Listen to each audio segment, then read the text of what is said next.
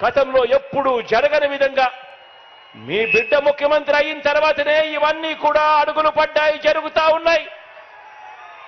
ఇవన్నీ కూడా ప్రతి అక్క చెల్లెమ్మకు కొనసాగాలంటే మహిళా సాధికారతకు ఇంతగా అండగా ఉన్న జగనన్న ప్రభుత్వానికి ప్రతి ఒక్కరూ కూడా అండగా నిలవాలని, ఫ్యాన్ గుర్తు మీద ఓటు వేయాలని, మరో 100 మందికి అక్క చెల్లెమ్మ వెళ్లి స్టార్ క్యాంపెయినర్ గా ఓటు వేయించాల్సిన బాధ్యత ఉంది అని గడప గడపకు వెళ్లి ఆ ప్రతి అక్క చెల్లెమ్మకు కూడా చెప్పాల్సిన అవసరం ఇక్కడ ఉన్న ప్రతి కార్యకర్తకు, ప్రతి అభిమానికి, ప్రతి వాలంటీర్కు ఎంతైనా ఉంది అన్నది గుర్తు పెట్టుకోమని కోరుతా ఉన్నాను. ఆ ప్రతి ఇంటికి వెళ్ళినప్పుడు ఆ అవ్వ తాతల చిరునవ్వుల మధ్య వాళ్ళందరికీ కూడా ఒక్క మాట చెప్పండి, ఆ అక్క చెల్లెమ్మలకు చెప్పండి, ఫ్యాన్ ఎప్పుడు ఇంట్లోనే ఉండాలి, ఫ్యాన్ ఎప్పుడు ఇంట్లోనే ఉండాలి, సైకిల్ ఎప్పుడు బయటే ఉండాలి, తాగేసిన టీ గ్లాసు ఎప్పుడు సింక్ లోనే ఉండాలి. ఆ అక్క చెల్లెమ్మలకు మీరంతా కూడా ప్రతి ఒక్కరికి కూడా అర్థమయ్యేలా చెప్పండి. జగన్ పదే పదే సిద్ధం అంటున్నాడు. నిన్న కూడా సిద్ధం అంటూ గంతులేస్తూ రాప్తాడుకి వెళ్ళాడు. కానీ అక్కడున్న వైకాపా కార్యకర్తల నాయకులు మేము సిద్ధంగా లేవని చెప్పారు.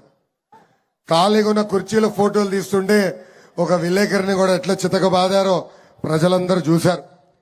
అంటే వైకాపా నాయకులు ఎలాంటి రౌడీలో ఇవన్నీ ఉదాహరణలు. ఒక ముఖ్యమంత్రి అంత పెద్ద సభ ఏర్పాటు చేస్తే ఆయన చేసిన మంచి పనులు చెప్పుకుంటారు. కానీ మీరు ఆ సభ చూస్తే ఆయన ఒక గంట సేపు అక్కడున్న ప్రజల్ని ఉద్దేశించి మాట్లాడుతూ 100 సార్లు చంద్రబాబు నాయుడు గారి పేరు చెప్పి జపం చేసుకున్నాడు. అప్పుడు నాకు అర్థమైంది, ఈ జగన్ ఆంధ్ర రాష్ట్రానికి పీకింది పొడిచింది ఏమీ లేదు. అందుకే ఆయన కళలో కూడా హాయిగా పొడకలేకపోతున్నాడు. కళలో కూడా చంద్రబాబు నాయుడు గారే కంపడే పరిస్థితి ఈ రోజు వచ్చింది. ఆ సభలో చాలా భారీ డైలాగులు ఇచ్చాడు తల్లి. సైకిల్ గురించి మాట్లాడాడు, గ్లాస్ గురించి మాట్లాడాడు, ఏకంగా ఫ్యాన్ గురించి మాట్లాడాడు. జగన్ ఒక పెత్తందారు, ధనవంతుడు. ఆయనకి సైకిల్ గ్లాస్ విలువ తెలియదు తల్లి, గ్లాస్ విలువ తెలీదు. ఇక్కడున్న ప్రజలందరూ ఒకటే ఆలోచించాలి. సైకిల్ అనేది పేదవాడి చైతన్య రథం. సైకిల్ అనేది పేదవాడి చైతన్య రథం. ఈ రోజు గాజు గ్లాసులో మనందరం టీ తాగుతాం. జగన్ మరి ఏమో వెండి గ్లాసులో తాగుతాడేమో, లేదంటే బంగారు గ్లాసులో తాగుతాడేమో. అందుకే ఆయనకి గ్లాస్ విలువ తెలియదు. కానీ ఈరోజు అదే ఫ్యాన్ రెక్కలు ఇరిగిపోయినాయి తల్లి. రెక్కలు ఇరిగిన ఫ్యాన్ మనం ఏం చేస్తాం? పీకి చెత్త బుట్లో పడేస్తాం.